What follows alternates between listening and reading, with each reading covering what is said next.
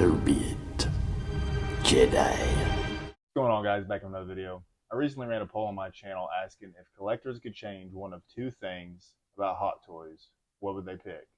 Cheaper prices, roughly 10 to 15% cheaper, or faster turnaround times, about 3 to 6 months. And a whopping 75% chose prices, with 22% wanting quicker turnaround times and about 3% for other.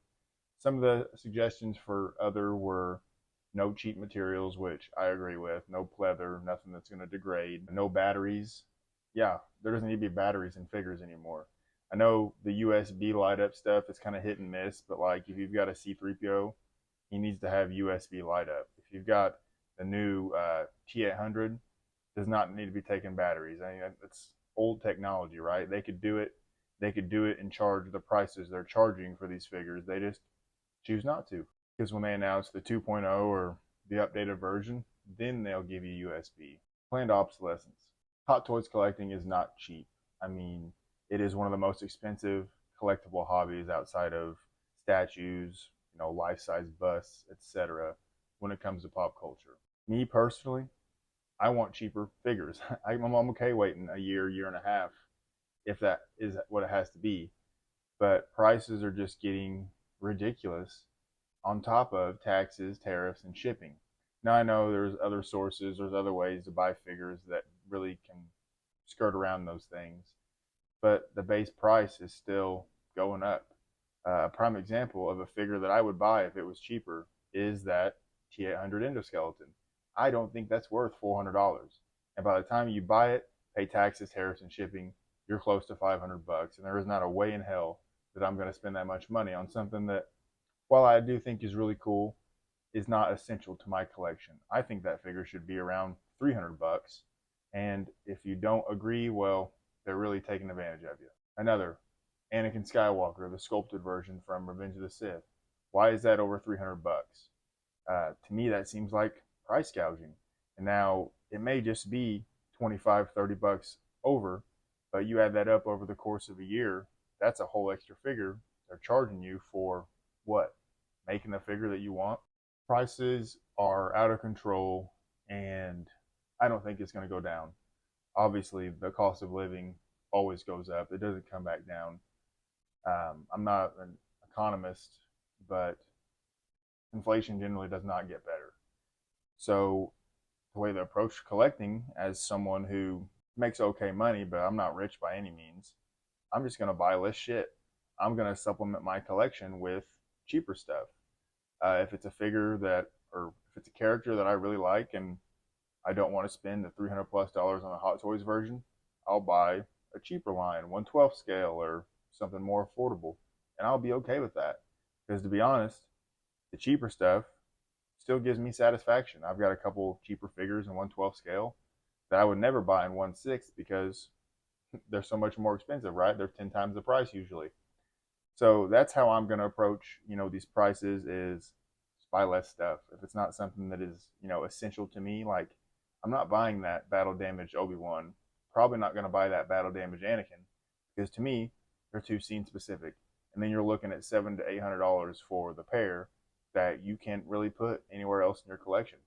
I will wait for the clean Obi-Wan, the clean Anakin that comes with the robe, but that doesn't have the weathering on the outfit, because that is inevitable too. They're going to make everything that you want eventually because they know you're going to buy it. I currently have 4 figures on pre-order, all of which are figures that I pretty well really want. Yeah, I'm probably going to pick up that Empire Han when it releases, but for the most part, I really don't think I'm going to be pre-ordering a whole lot more. It gives me anxiety. I don't like having, the weight of all that money looming over my head. It makes me think, what am I going to do with these figures in the future? And pre-ordering day one or pre-ordering early doesn't make the figure come any faster. There's always ways to find it. And like I said, I like the chase. I like, searching BBTS, hitting up underground figures. I like looking for figures to come in stock because to me that's fun. I'm not going to pre-order something unless I'm 100% sure that I'm going to want it in a year, year and a half, because Nobody wants to cancel NRDs.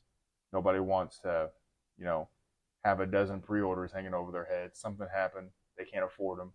You got to cancel all of them. That's a lot of money down the drain. I'm just gonna wait until the figure releases to pick it up, unless it's something like something stupid, like an exclusive trooper or something. Like they make Commander Gree or something and make him exclusive. Probably gonna pre-order that, but I'm staying away from pre-orders, staying away from payment plans. If it's available on release, I'll get it then. I think there are some figures that you probably should pre-order because they're going to be hard to find. General Grievous is one of them. I think Chewbacca is going to go out of stock before it releases. Um, there's several figures that I think you better get a hold of before they release because they may be gone, but they always come back in stock. The wait list will always convert to some extent. And, if you wait 4 or 5 months after they release, the hype dies down and they're not going for 40-50% over retail. As per turnaround times, it's kind of always been that way, but the problem I think is getting them from Hong Kong to the US. The delta between the two, it seems, is just inconsistent. A figure will release in Hong Kong, and 4 or 5 months later, you may get it from Sideshow. A figure release in Hong Kong, and 2 weeks later, it's arriving to the US. Doesn't make any sense, and I'm not going to try to wrap my mind around how it works because I don't. I know the prices of ships, containers are that much more expensive, so they're probably loading up as much as they can before they take off. But it just seems weird to me that a figure that is released before another will arrive to the mainland after.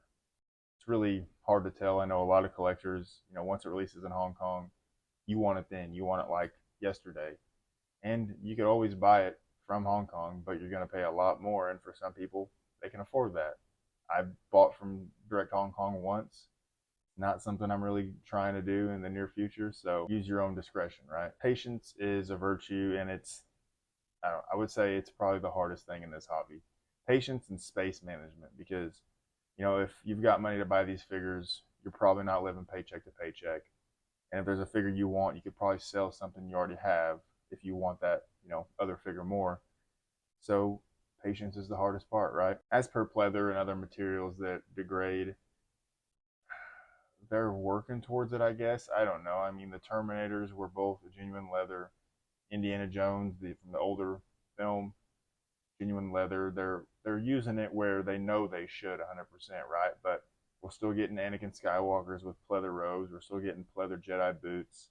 But that new Han Solo, those boots do look different. If you look at the boots compared to like other black, tall Star Wars boots, there's a lot more natural bunching around the ankles, and that may lead me to believe that they're not genuine leather, but they may be a sculpted, rubber or plastic that gives the illusion of leather that doesn't degrade. They're moving away from Darth Vader suits using pleather with the nylon, which I think is great. Probably a lot more affordable than genuine leather. I think it's just going to be case by case. Sometimes it's going to be exceptional. Like I said, with the Terminators, you've got genuine leather everything. Then again, with Anakin Skywalker, a figure they've sold, who knows, 7, 8 times now, 4 or 5 in the same outfit, and they've used pleather every time. Don't know why they do it. It's annoying, to say the least. Another point someone made was improved accuracy to source material. And yeah, I don't think there's many Hot Toys that are 100% accurate, right? I mean, you could even take a portrait of a Hot Toys figure, put it side by side to, a still from a film or TV show. And while in your head that figure may look incredible, it doesn't look anything like the actual actor. And I think that ties back to the resemblance versus accuracy type of thing. I know there are some things that are sort of deal breaking, right? With the Jungle Hunter 2.0, they need to update that body. If that figure is not, to scale, as tall as, Feral Predator, 14 inches or whatever, a lot of people are going to be pissed off. I can't really say the percentage of collectors that will probably cancel their figure because of that, but it's going to be not good. They need to do something like that. As for other things, I'm not the guy to sit there and say this is accurate, this is not accurate, because as I said, almost no figures are 100% accurate or to scale as they should be. So honestly just depends on the figure, depends on your knowledge of the figure and how much it really means to you. But there's always improvement, right? There's always room for improvement. Anyway, guys, those are some things that collectors would change if they had the choice to, make Hot Toys collecting a little better. And as we talked about, the price was a landslide. I know I only gave two options, but to me, price and turnaround time, two of the most important things, right? Like, you don't want to be waiting forever, and the price a lot of times could be a deal breaker. Let me know if there's any things that you would suggest in the comments below. Definitely Hot Toys could improve as a company. Take some notes from other 1/6 scale companies, and it would make us all better and happier as collectors, right? Anyway, guys, thanks for watching. Let me know what you think in the comments below. As always, hope you enjoyed the video. If you did, see you in the next one. I'm sorry, sir. It's time for you to leave.